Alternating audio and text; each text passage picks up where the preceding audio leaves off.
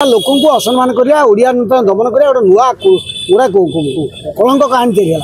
Democratic setup से बर्बाद करदे। सुजाता किसी क्रेज नहीं।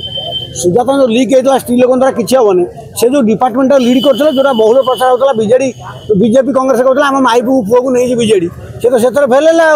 माइपे ना से कौ कथा करेंगे। सुजाता बर जो ऑपरेशन क्रेज था से पाठ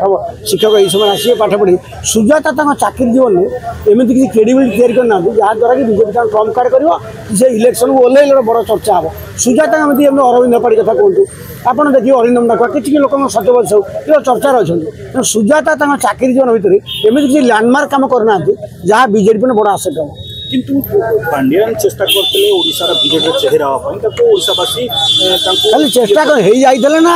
जो लोकाल एमएलए भाजा बाण गोलाप फूल पकड़े पांड्यान कहले मोर ओडिया सब रेडी होती जन पुराना बंधु मोर कैबिनेट मंत्री थे से कहले से बसना वो 2 मिनट डिस्कसन कर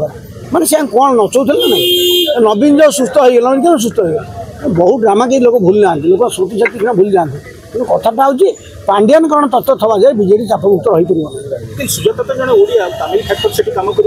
सुजाता पाठटा राजनीति पाठ करते कलेज प्रेसिडेंट होते सरपंच होते सब ब्यूरोक्राट कहीं